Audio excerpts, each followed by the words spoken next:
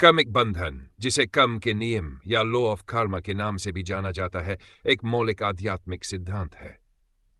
यह बताता है कि हर कार्य, विचार और शब्द का एक परिणाम होता है जो अंततः उसी व्यक्ति के पास लौटता है जिसने उसे उत्पन्न किया है। यह एक कारण और प्रभाव का सार्वभौमिक नियम है जो किसी भी धार्मिक या आध्यात्मिक विश्वास प्रणाली से परे है। कर्मिक बंधन फल कैसे देते हैं, इसे विस्तार से समझते हैं। एक, इरादे की शक्ति, पावर ऑफ इंटेंशन। इरादा ही बीज है, कार्य भूमि। इसे एक उदाहरण से समझिए। एक किसान बीज बोता है। बीज उसका इरादा है, जैसे गेहूं बोना या मक्का बोना। जिस भूमि में वह बोता है वह उसका कार्य है, बीज बोने की क्रिया।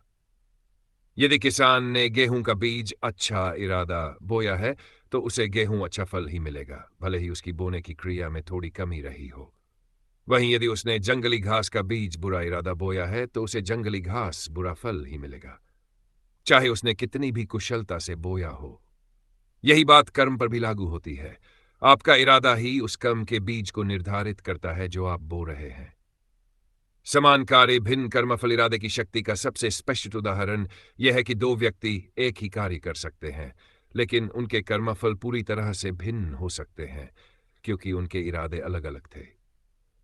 उदाहरण एक, दान व्यक्ति ए। एक अमीर व्यक्ति 10,000 रुपये दान करता है ताकि अखबार में उसका नाम छपे या समाज में उसकी वाहवाही हो।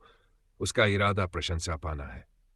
व्यक्ति बी, एक गरीब व्यक्ति अपनी सीमित कमाई में से 100 रुपये दान करता है सिर्फ इसलिए कि वह किसी जरूरतमंद की मदद करना चाहता है। उसका इरादा शुद्ध दया और निस्वार्थ सेवा है। कर्मफल, भले ही व्यक्ति ए ने अधिक पैसा दान किया, लेकिन आध्यात्मिक दृष्टिकोण से व्यक्ति बी का कर्मफल कहीं अधिक सकारात्मक होगा क्योंकि उसका इरादा शुद्ध और निस्वार्थ था। व्यक्ति ए को शायद प्रसिद्धि मिल जाए, लेकिन आंतरिक शांति और वास्तविक आध्यात्मिक उन्नति व्यक्ति बी को ही मिलेगी। उदाहरण दो, दुर्घटना से नुकसान व्यक्ति एक्स गाड़ी चला रहा है और अनजाने में किसी जानवर को टक्कर मार देता है जिससे उसकी मृत्यु हो जाती है। उसका इरादा नुकसान पहुंचाने का नहीं था। व्यक्ति वाई जानबूझकर किसी जानवर को नुकसान पहुंचाता है या उसका शिकार करता है। उसका इरादा नुकसान पहुंचाने का है। कर्मफल, व्यक्ति एक्स को दुख और पश्चाताप हो सकता है, लेकिन क्योंकि उसका इरादा बुरा नहीं था, उसे उतना कठोर कर्मफल नहीं मिलेगा जितना व्यक्ति वाई को मिलेगा, जिसका इरादा ही क्रूरता का था। इरादे के स्तर, इरादे सिर्फ अच्छा या बुरा नहीं होते, बल्कि उनके कई स्तर होते हैं। सचेत इरादेंशन, जब आप पूरी तरह से जानते हैं कि आप क्या कर रहे हैं और क्यों कर रहे हैं, यही सबसे शक्तिशाली कर्म बनाता है। अचेत इरादा कभी हमारे कुछ गहरे संस्कार या अचेतन प्रवृत्तियां जैसे ईर्ष्या, भय, लोभ हमारे कार्यों को जाने अनजाने में प्रभावित करती है। ये भी कर्म बनाते हैं, हालांकि सीधे सचेत इरादे जितने मजबूत नहीं होते। निष्कपटता, इरादे की शुद्धता महत्वपूर्ण है। यदि आप कोई अच्छा काम कर रहे हैं लेकिन उसके पीछे कोई गुप्त स्वार्थ है, तो वह कर्म उतना शक्तिशाली नहीं होगा जितना शुद्ध, निस्वार्थ इरादे से किया गया कर्म। विचारों का कर्म, चूंकि इरादा मन से उत्पन्न होता है, इसलिए विचारों का भी अपना कर्म होता है। यदि आप लगातार किसी के बारे में बुरा सोचते हैं, भले ही आप उसे कभी नुकसान न पहुंचाएं, तो भी आप अपने लिए नकारात्मक कर्म उत्पन्न कर रहे हैं। इसी तरह दूसरों के लिए सकारात्मक और शुभकामनाओं वाले विचार भी सकारात्मक कर्म बनाते हैं। स्वतंत्रता और जिम्मेदारी इरादे की शक्ति का सिद्धांत हमें बताता है कि हम अपनी नियति के निर्माता हैं।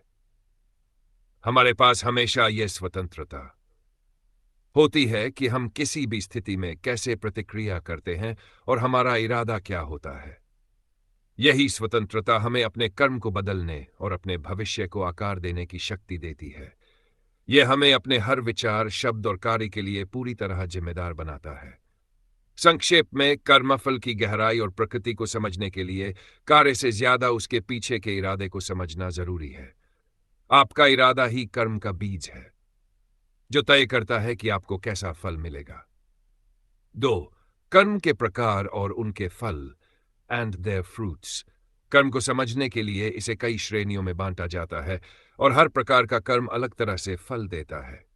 संचित कर्म क्या है? ये आपके समस्त पिछले जन्मों और इस जन्म के उन सभी कर्मों का विशाल भंडार है जिनका फल अभी तक आपको मिला नहीं है। ये एक ऐसी लाइब्रेरी की तरह है जहां आपके सभी कर्म रिकॉर्ड, लेकिन अभी तक वे प्ले नहीं हुए हैं। फल कैसे मिलता है? यह सीधे फल नहीं देता, बल्कि प्रारब्ध कर्म के रूप में चुनकर अगले जीवन में फल देने के लिए प्रकट होता है। यह अप्रत्यक्ष रूप से आपके स्वभाव, प्रवृत्तियों और जन्म के समय आपकी परिस्थितियों को प्रभावित करता है। प्रारब्ध कर्म क्या है? यह संचित कर्म के भंडार से इस जीवन में भोगने के लिए चुने गए कर्मों का हिस्सा है। इसे आपका नियति या भाग्य माना जाता है, क्योंकि ये वो फल हैं जिन्हें आपको इस जीवन में भुगतना ही है। फल कैसे मिलता है? यह हमें वर्तमान जीवन में सुख दुख, स्वास्थ्य, रिश्ते, वित्तीय स्थिति और जीवन की प्रमुख घटनाओं के रूप में मिलता है। जैसे यदि किसी व्यक्ति का जीवन बहुत संघर्षपूर्ण है या उसे बिना किसी गलती के बार बार परेशानी आती है, तो यह उसके प्रारब्ध कर्म का फल हो सकता है। इसे भोगना ही पड़ता है। हालांकि आध्यात्मिक अभ्यास इसके प्रभाव को कुछ हद तक कम कर सकते हैं। क्रियमान कर्म क्या है?